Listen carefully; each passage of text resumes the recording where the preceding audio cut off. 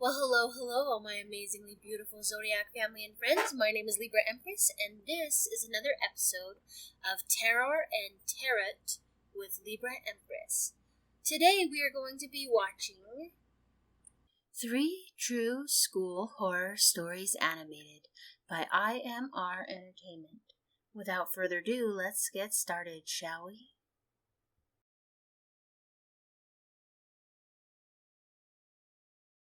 I am currently going through psychiatric treatment to get over a horrifying experience. I have a friend named Vikram in college. Everyone used to call him Vicky. He was the first guy who came up and talked to me on my first day of college. Vicky was a fun-loving, happy person. He made friends easily. He was always laughing and joking around the college campus. Maybe that's why no one could tell he was hiding such a dark secret. Last year, our final year of college, we became a bit upset as the Puja holidays were about to begin and everyone will be leaving for their home soon. One day, I was going to the hostel after class when I saw Vicky standing near the hostel gate, smiling at me. He came to me and we started to walk together. I asked him, "Hey, what's the plans for this holiday?" He replied in an upset voice, "I will be so bored sitting at home. Don't know what to do, man." I agreed with him, as I was going to do the same thing, sitting at my house this holiday. Suddenly, he looked at me and said, "Hey, you are free during Diwali, right?" I nodded in a confused manner. He became excited and said, "Great! Why don't you come and spend Diwali at my house? It will be fun." I thought, this is not a bad idea. Anyway, I am going to stay with my grandparents, so spending Diwali with Vicky will be quite fun. I immediately accepted his invitation. Vicky stayed in Mumbai. I, on the other hand, lived in Delhi. I told him I will do my bookings as soon as possible because it's hard to arrange tickets during the festival season. I informed my parents about this small trip, and we left for the festivals.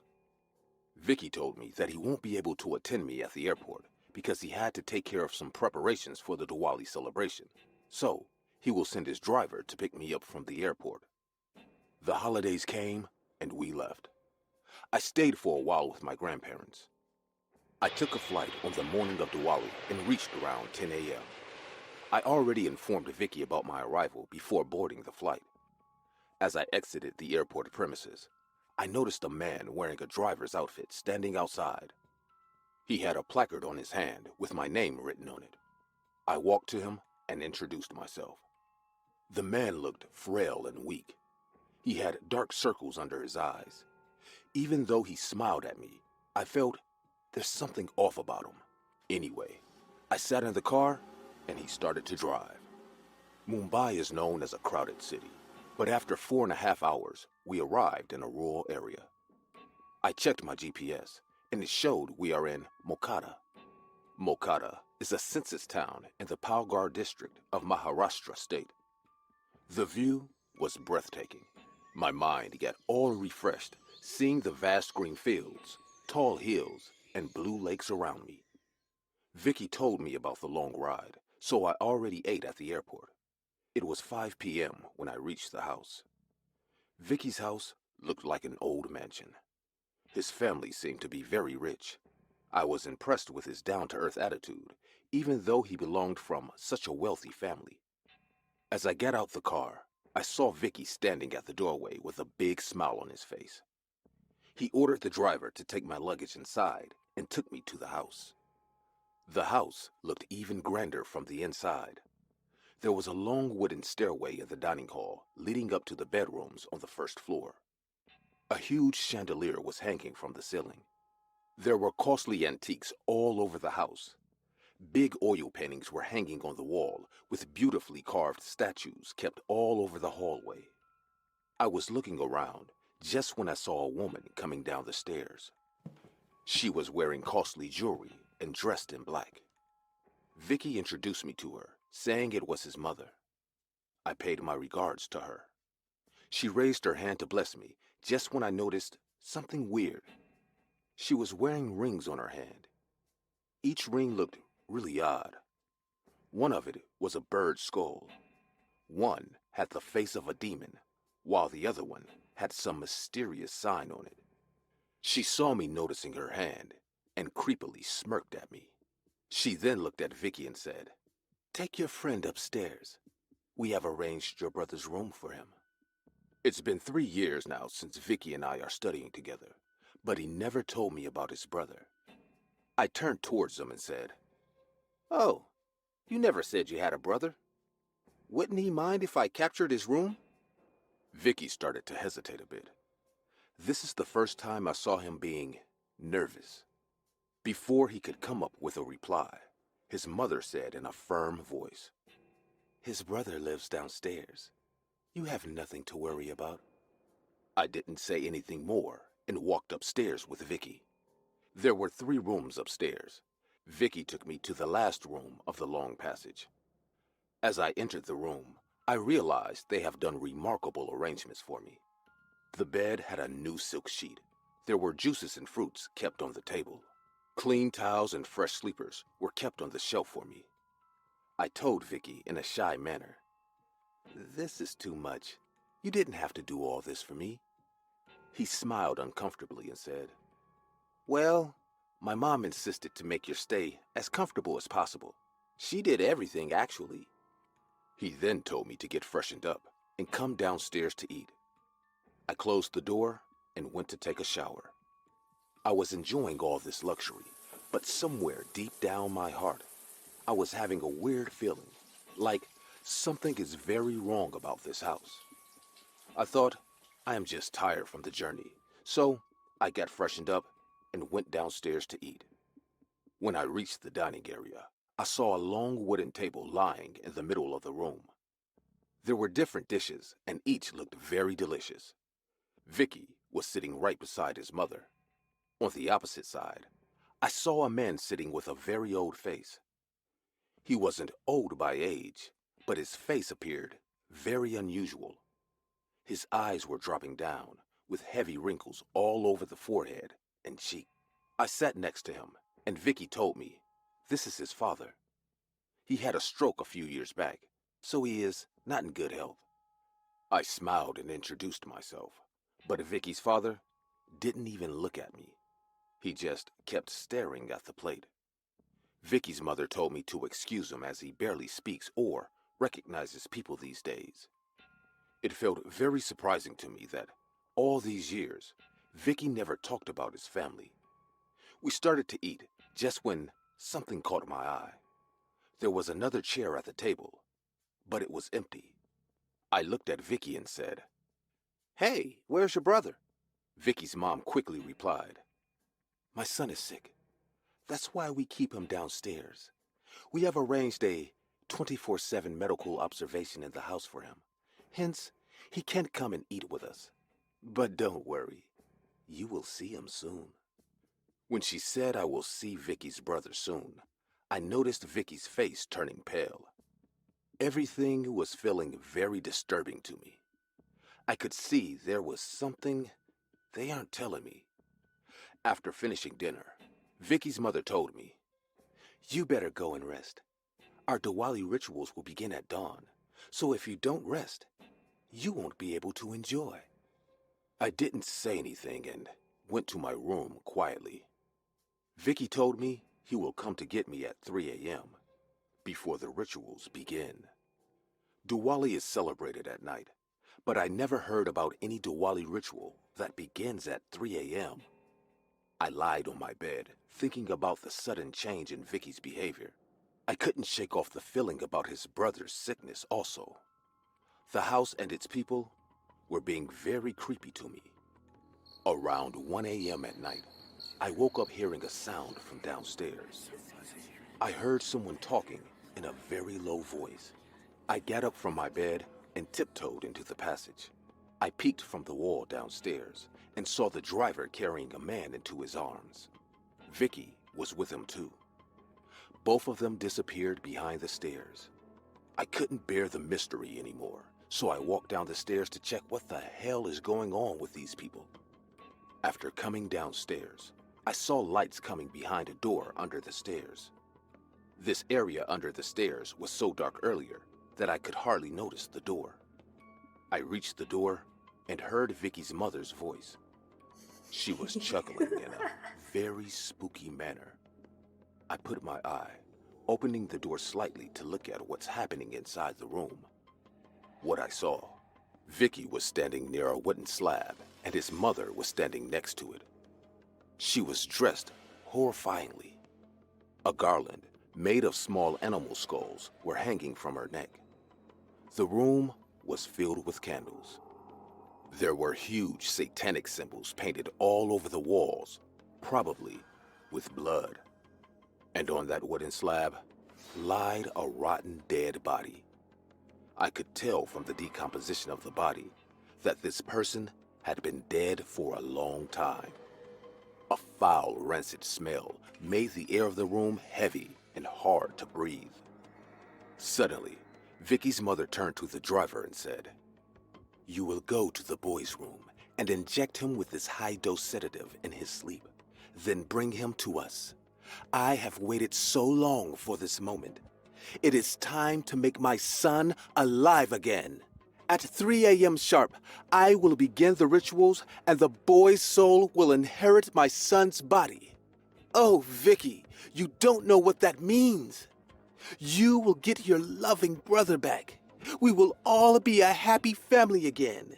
Your father will get well as well when he will see his dead son come to life. I couldn't believe what I was hearing. I wasn't able to accept that Vicky lured me to his house so that his sick mother can perform some demonic ritual on me. I thought he was my one true friend. Oh God, what will I do now? These people are psycho. They are planning to kill me tonight. I was sweating like hell. My hands were shaking, my legs feeling numb. I had no idea how I will get out of here. Where will I go in the middle of the night? The entire area is filled with forests and hills.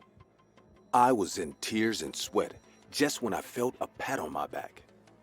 I would have screamed right then, but Vicky's father gestured me to be quiet by putting his finger on his lips.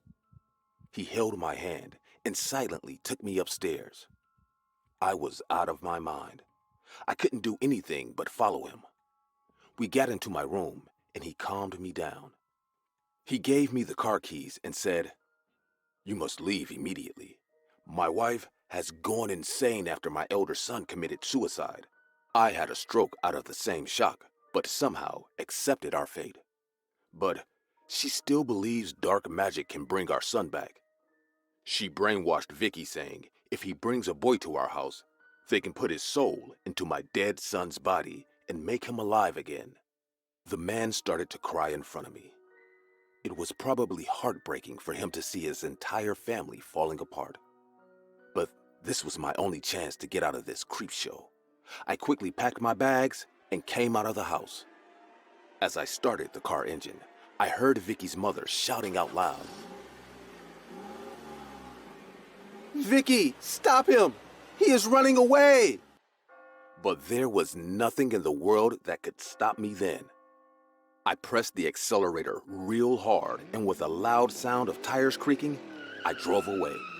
I noticed the house entrance in the car rearview mirror, and I saw Vicky standing there with a sad face. Vicky didn't come back for the last semester, and I have no idea what happened to him or his family.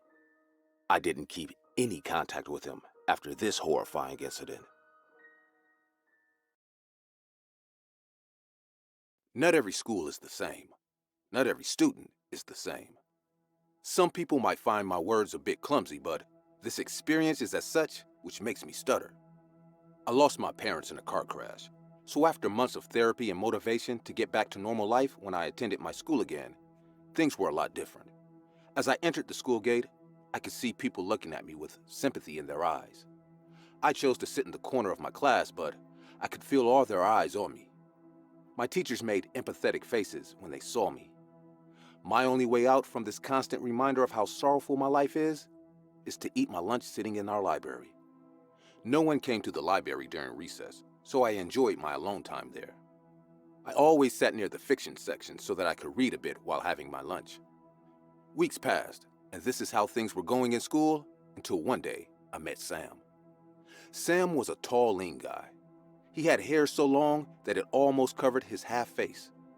Unlike me, Sam was too introverted. He joined our school in the middle of the term as his parents got divorced and he shifted to live with his dad. He came to me during lunchtime in the library and said, "Would you mind if I join you?" I didn't deny it because he was the new guy who barely knew about my past. We started to become friends. We often talked about books and films. His company was refreshing for me. I liked Sam because he always respected my privacy.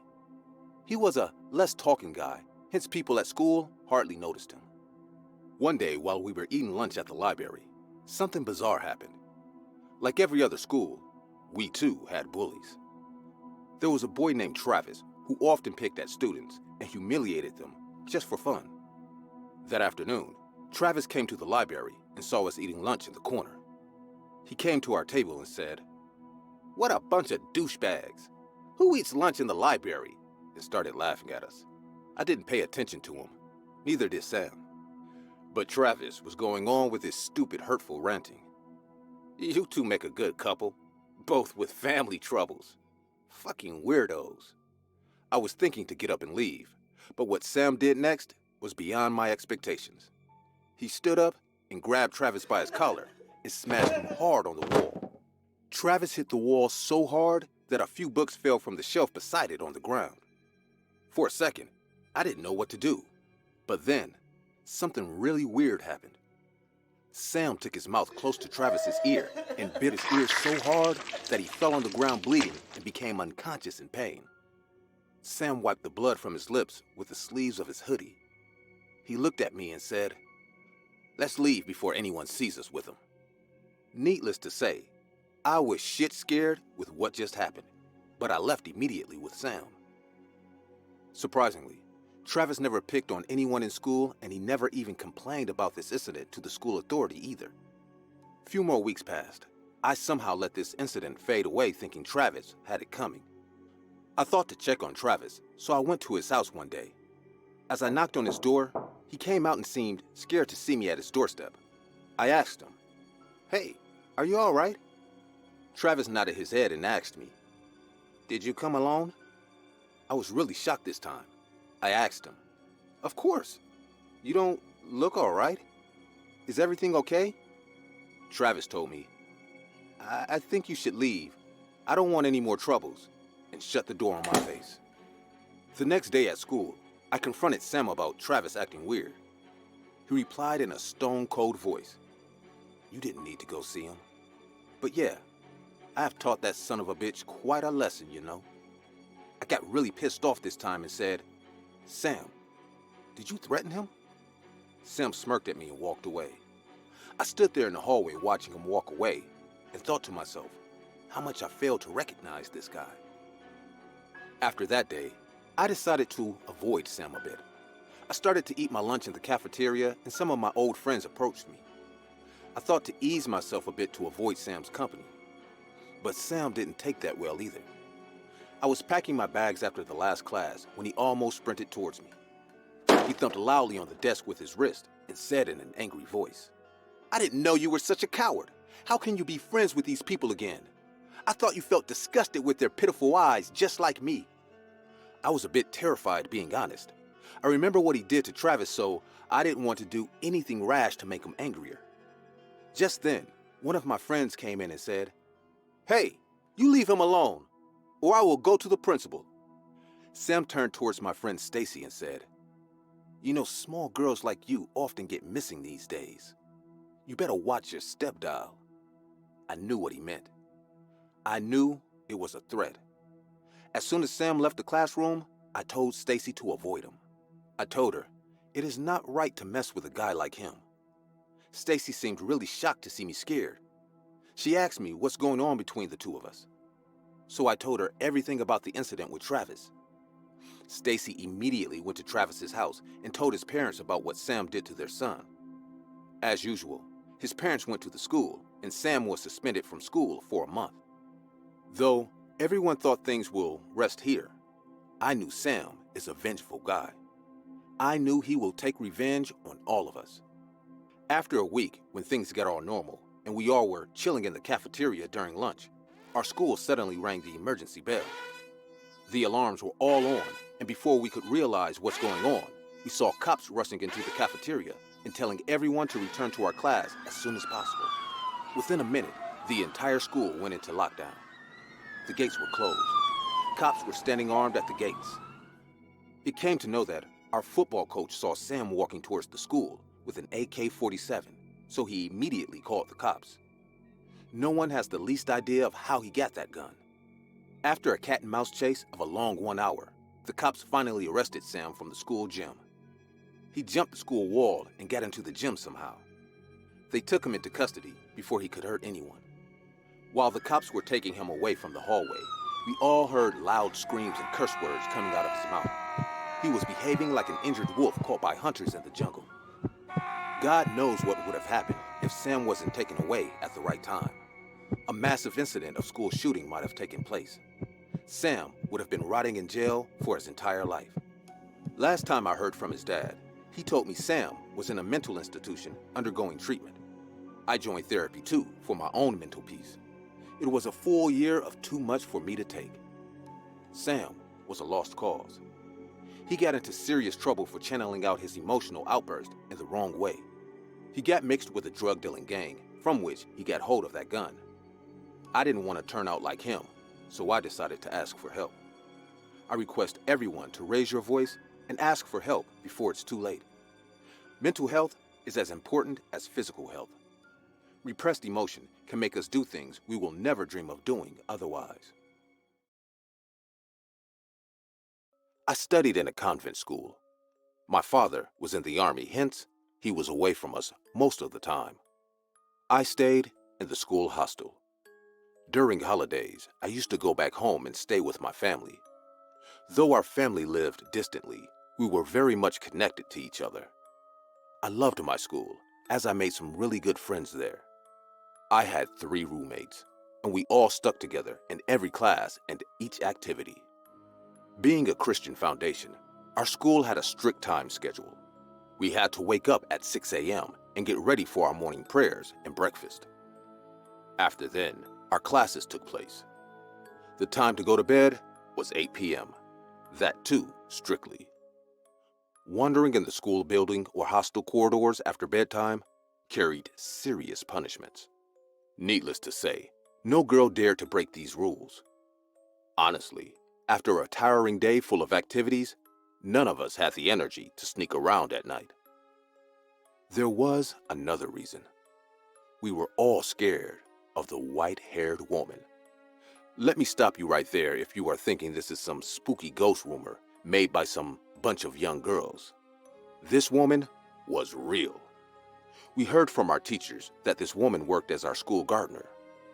She was kind to the children and polite to the teachers. She had a little daughter. After her husband's death, her daughter became everything to her. One day, when she was working in the garden, her daughter was playing with some school kids. It was the last day of school before the winter holidays. All the kids were returning home with their parents, hence, the school ground was pretty crowded. After 20 minutes, when the woman called out her daughter's name, the girl didn't answer. The woman got scared and started to search for her frantically. The school was almost empty by then, as everyone left for their home, closing the rooms. She called and called, but her daughter didn't come back. The school authority logged a missing person report in the local police station, but even after searching for a year, the police couldn't find anything.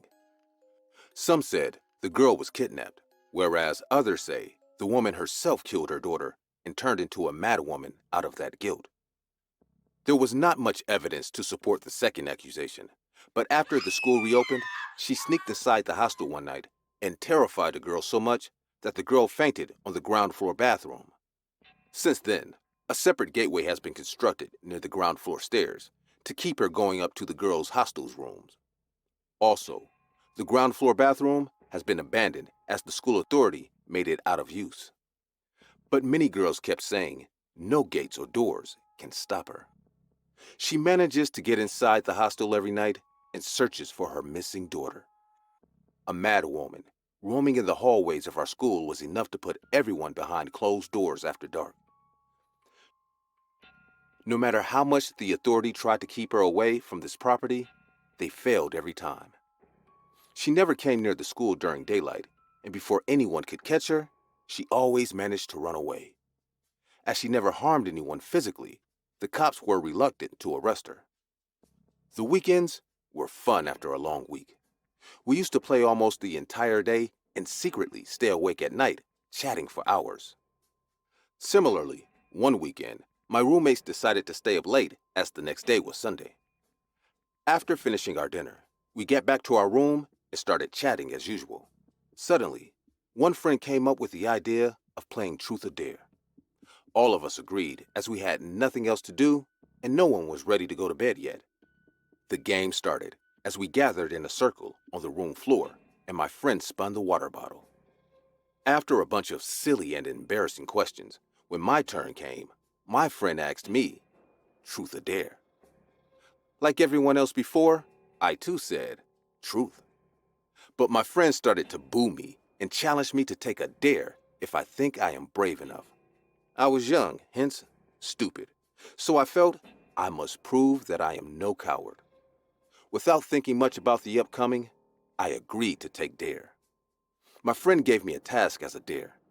She told me to go to the ground floor bathroom and write my name with chalk on the door. The next morning, they will all go to the ground floor bathroom to check if I had actually did it or not.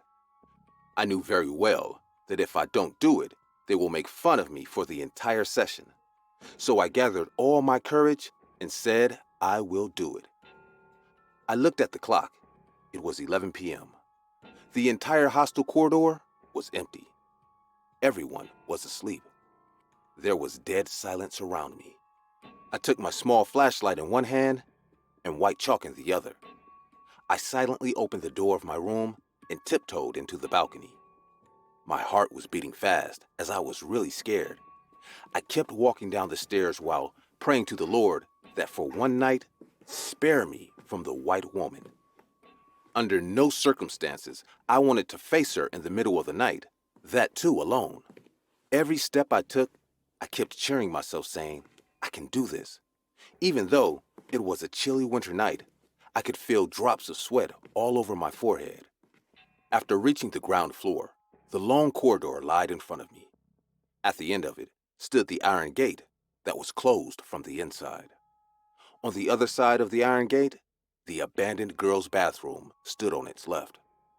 The corridor was dark, as there was no light at all. I flashed my light on the gate.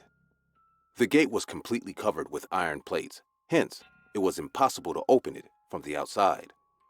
The school authority didn't put locks on it for emergency situations. I slowly crossed the corridor. There was no sound except the whooshing sound of the wind roaming all over the empty hostel passage. I pulled the door harsh, making the least sound possible. First, I peeked behind the gate to see if there's anyone there. All I could see was the empty hallway leading to the main gate of our school.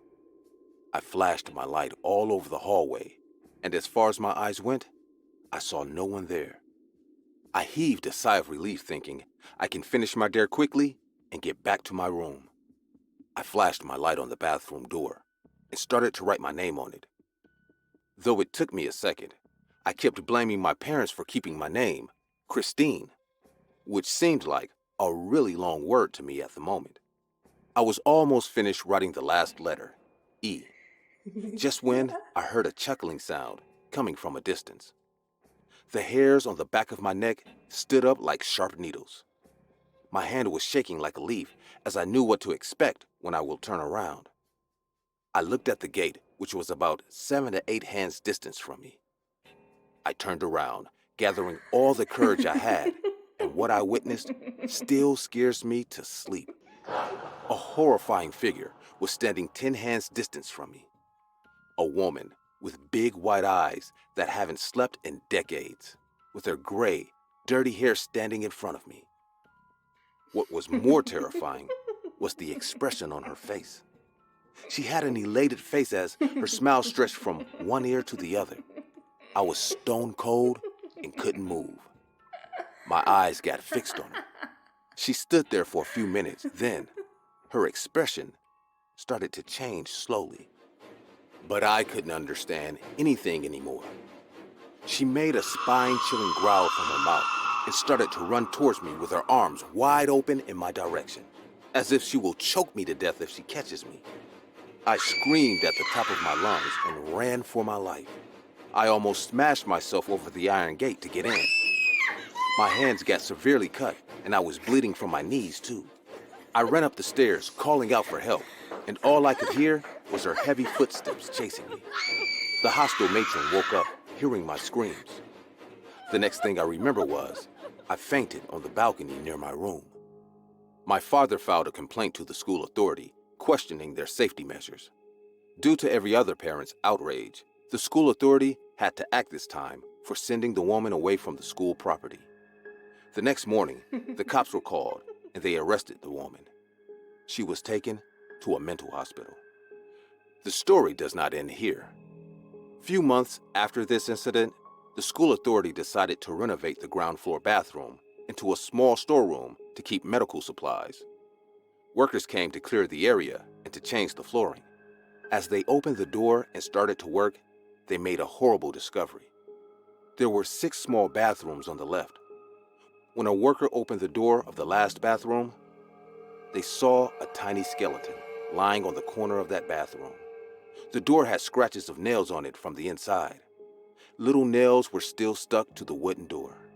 We came to know that it was the gardener's daughter. The girl somehow came to pee here and got locked inside. As the school closed for an entire month, she couldn't come out. The school arranged a funeral, paying for her soul. Everyone was out of words. My father got transferred to a different country, so my entire family had to shift with him. I had to change schools, obviously. It's been 5 years now I left the convent, but I can't help feeling scared and sad at the same time when I think of this incident.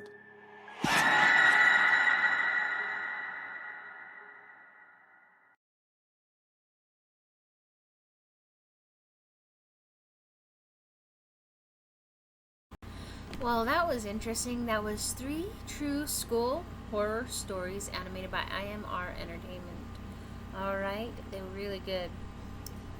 They actually gave me the chills. That's terrible, right? I pulled out 5 cards for the dead spread, and this is what I got. The person that we're connecting to, they could have been a klepto. They were very deceiving.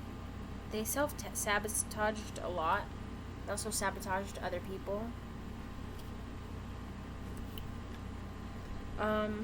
Looking back on their life, how they see it is they see it as a big indecision. Like, they were so... I mean, they're not indecisive now, but man, they were full of indecision, and they didn't like that much. Right? A lesson they would like to share is that you're out of balance. Okay, you're definitely out of balance. You're dealing with disharmony, and you're basically alienating yourself. They say don't do that. Don't alienate yourself. Take that break, but don't alienate yourself. Something they wish they had paid more attention to was their connections, right? See, they weren't successfully able to come together and mend relationships and work it out. And so that's just one thing they wish they had been more were able to do. And it could have been due to addiction and where they were at in their life. One message they would like to share is that you are stuck in a rinse and repeat situation. Okay? You know, it's like doing the same thing over and over and over again, and each time the same thing, you're expecting different results, but getting the same result, and yet doing it again. They want you to pull out of that energy. Alright? Stop rinsing and repeating. And do something else. Maybe come at it from a new approach. Maybe just let it go. I don't know. That's up to you. That's just their advice. Alright. I love you all. Thank you so much for listening to me. My name is Libra Empress. Please don't forget to hit like, subscribe, and share. And I will see you for next week's Tarot and Tarot with me, Libra Empress. I love you. Bye, my friends. Stay safe.